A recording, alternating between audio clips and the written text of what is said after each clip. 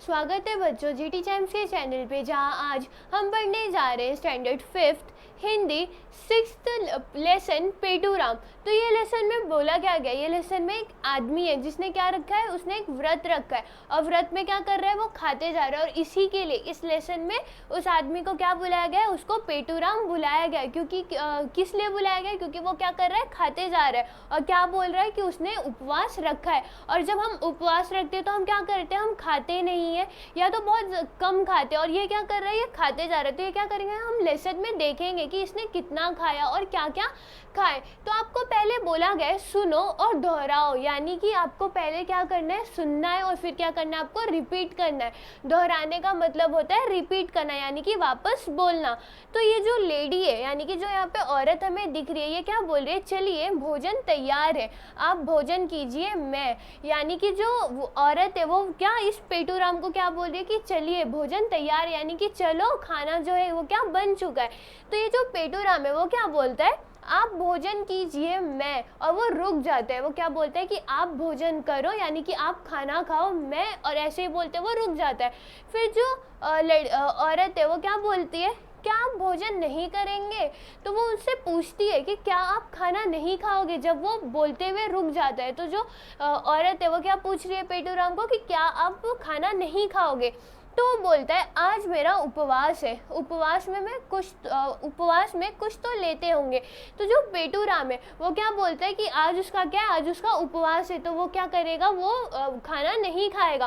तो जो औरत है वो पूछती है कि आप उपवास में कुछ तो खाते ही होंगे, जैसे हम उपवास में फल खा सकते हैं, फ्रूट्स खा सकते हैं, देन दूध पी सकते हैं। तो वो ऐसे ही पूछती है कि आप कुछ तो खाते ही होंगे।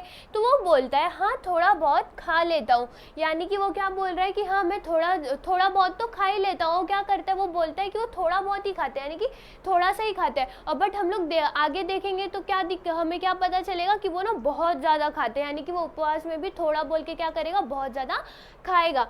तो फिर वो औरत उन्हें पूछती है फिर संकोच कैसा, कृपया बताइए। यानी कि वो बोल रही है कि फिर सोचना कैसा है, अब बताओ कि आप क्या खाओगे। यानी कि वो बोल रही है कि आपको संकोच, यानी कि टेंशन लेने की ज़रूरत नहीं है, आप बताओ क्या खाना है। वो क्या करेगी, उसे लाके दे। अंगूर मिलते हैं, यानी कि वो अब उन्हें बताने लगे कि उन्हें खाने के लिए क्या चाहिए। क्योंकि पहले जो औरत होती है वो उनसे क्या पूछती है कि आप उपवास में कुछ तो लेते ही होंगे, यानी कि आप कुछ तो खाते ही होंगे। तो जो पेटूराम है वो बोलते हैं हाँ थोड़ा बहुत तो खा ही लेते। और फिर जो औरत है वो क्या बोलते हैं, फिर संकोच कैसा, यानी कि फिर सोचना कैसा, आप बताओ।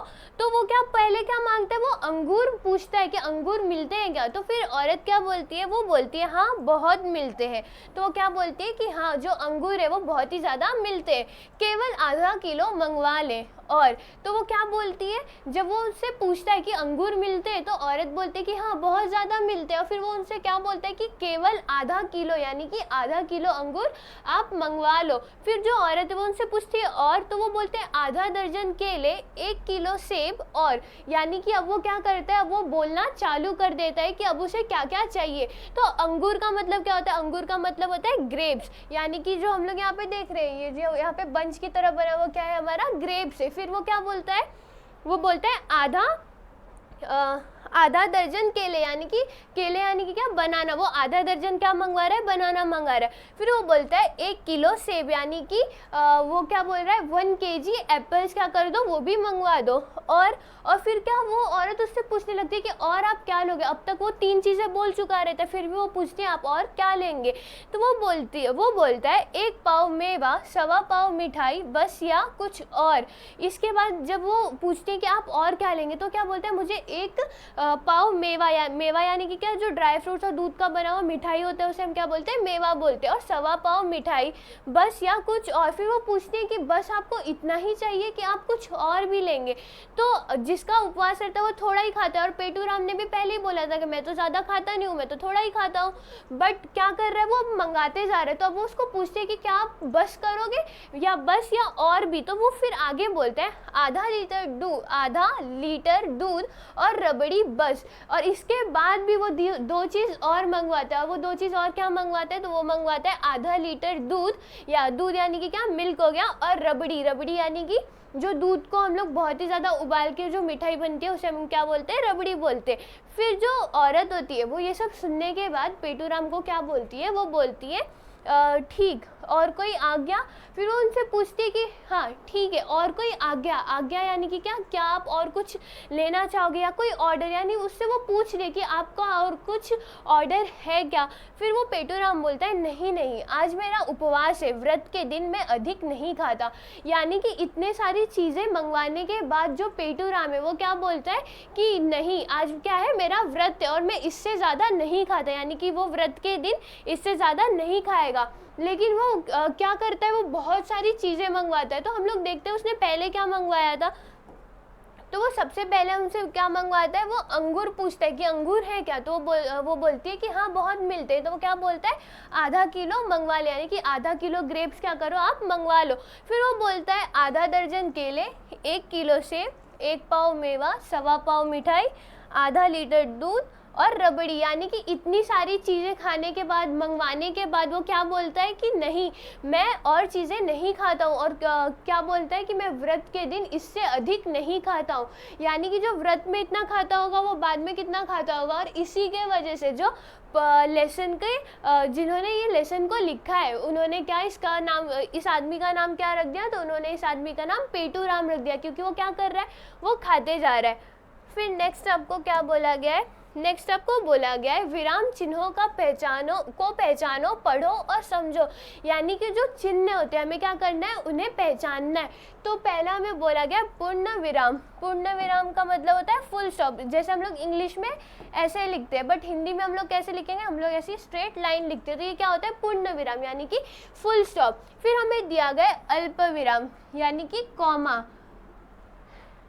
इंग्लिश में हम लोग अल्प विराम को क्या बोलते हैं, कॉमा, और हिंदी में क्या बोलेंगे, अल्प विराम। फिर हमें दिख रहा है प्रश्नवाचक यानी कि क्वेश्चन मार्क। जहाँ पे भी हमें क्वेश्चन पूछा रहेगा तो हम लोग वहाँ पे कौन सा चिन्ह डालेंगे, तो हम वहाँ पे प्रश्नवाचक चिन्ह डालेंगे। फिर हमें बोला गया विस्मयादि बोधक चिन्ह यानी कि एक्सक्लेमेशन मार्क। तो जहाँ पे भी अगर हमें कोई भी सेंटेंस चौंकने वाला दिखा, खुशी वाला दिखा, तो वहाँ पे हम लोग कौन सा चिन्ह डालेंगे, तो वहाँ पे हम विस्मयादिबोधक चिन्ह को डालेंगे।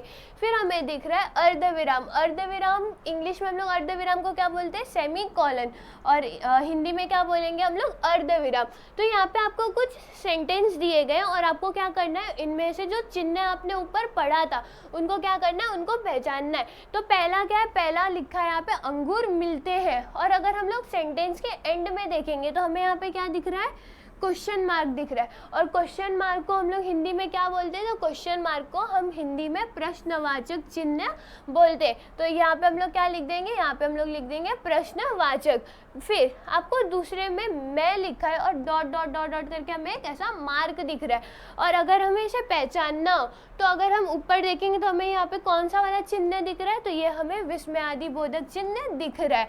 फिर अगर हम तीसरे में जाएंगे तो हमें यहाँ पे सेंटेंस दिख रहा है, यहाँ पे हमें 2 चिन्ह दिख रहे हैं।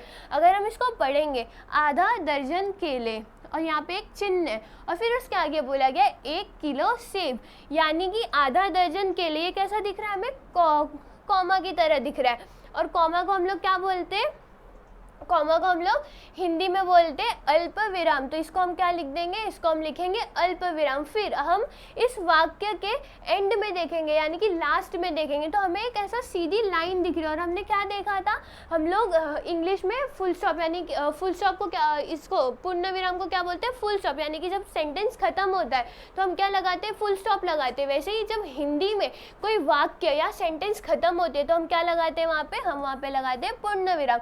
तो ये क्या है हमारा, ये है पूर्ण विराम। फिर अगर हम चौथा देखेंगे तो यहाँ पे क्या लिखा हुआ है, नहीं नहीं आज मेरा उपवास है। यानी कि यहाँ पे भी क्या लिखे गए, 2 वर्ड्स लिखे, 2 कॉमा 2 चिन्ह हमें दिख रहे।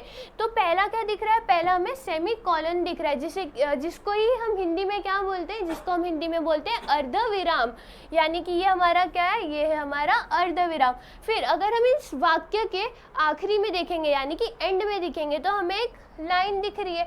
और जब भी हमने अभी क्या देखा था, जब भी कोई सेंटेंस जो कि एक प्रश्न नहीं है यानी कि क्वेश्चन नहीं है, क्वेश्चन छोड़ के नहीं है, तो उसके एंड में हम लोग फुल स्टॉप लगाते हैं। यानी कि सेंटेंस खत्म होता है तो हम क्या लगाएंगे, पूर्ण विराम लगाते हैं।